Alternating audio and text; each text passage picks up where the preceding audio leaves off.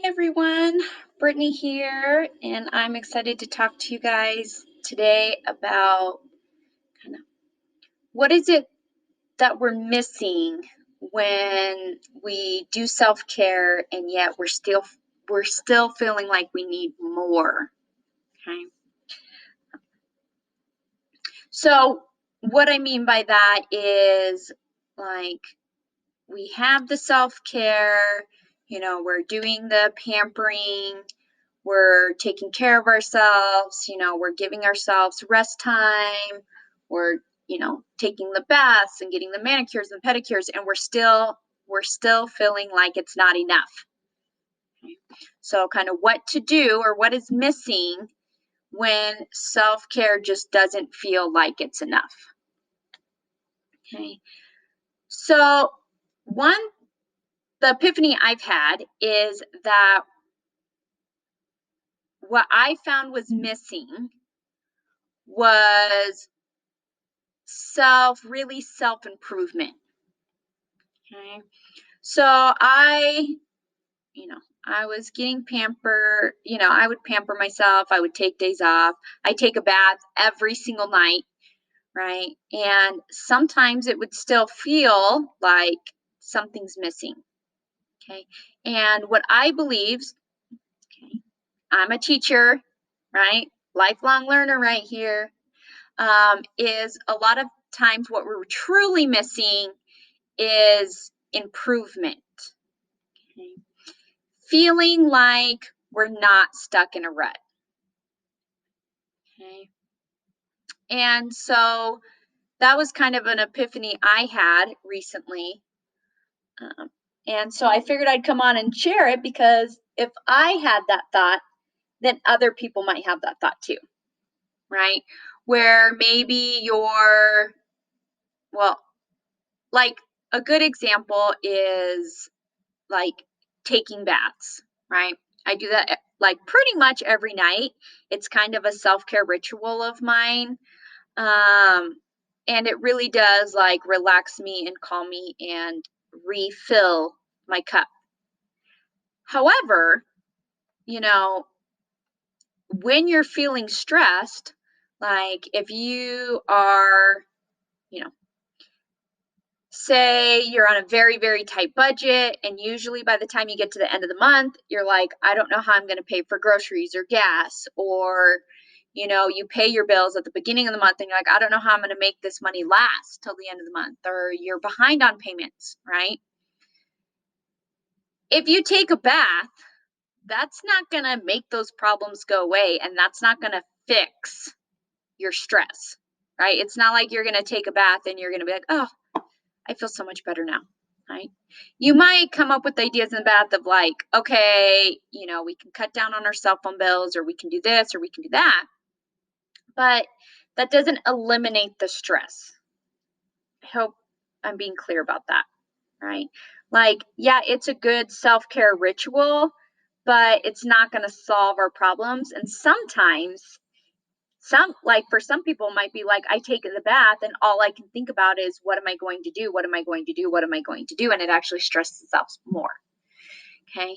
So sometimes we're doing all these things to take care of our body and we're like, but I'm still not feeling like I'm getting ahead or I'm improving.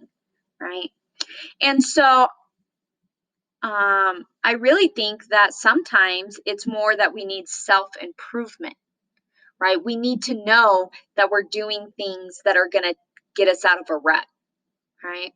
Especially now, like, recording this video, it's been a year into the COVID-19 pandemic, and it is feeling like you're in a rut, right? Especially, you can't go anywhere, right? So you're like, I get up, I work, I hang out with my kids, I make dinner, I, do chores, and I go to bed. I wake up, I do the same thing over and over and over again.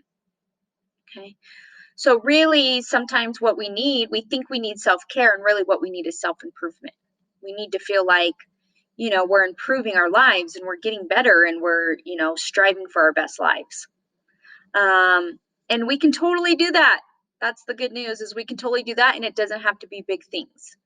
Okay, so just a couple of quick things that you could do to kind of self-care, but also like that self-improvement piece of self-care. Like I would say you have your self-care umbrella, right? And self-improvement's just one of those things, right? Taking care of your body is one of those things. Taking care of your mind and your heart and your, finances and your work-life balance. Those are all kind of pillars of self-care, right? And I think self-improvement is one of those.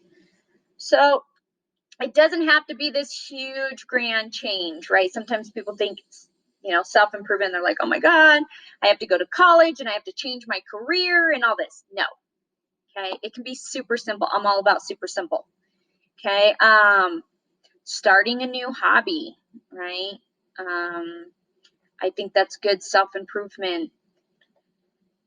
Decluttering, right? Going through your house, organizing, those can be a form of self-improvement because you're improving your space, right? Finding an online course or class. There are so many about anything, right? Anything you want to learn about, you can find it online, and there's going to be a course or a class more than likely. Reading more, listening to audiobooks. I'm a self-help audiobook nerd. Okay. So just finding something, start journaling or drawing or, doing crafts, anything that's going to get you out of that mindset of like everything is the same day in and day out. So those are just a couple suggestions. If this like resonated with you and you're like, oh my gosh, yes, aha moment, feel free to let me know that in the comments. And you can subscribe and like and hit the bell, all that, YouTube stuff to keep getting notifications. And then if you want even more, right, if you're like, yes, that is what I need, you can hop over to my Facebook group. It's called Mindful and Motivated Moms, where I really just teach you mindfulness and meditation tips and tricks so that you can find that whole work-life balance and being the breadwinner and the homemaker, right? So I put the link for that in the description. You guys have a fantastic day, and yeah, there you have it. How, what is missing when self-care is just not enough. You guys have the best day. Bye-bye.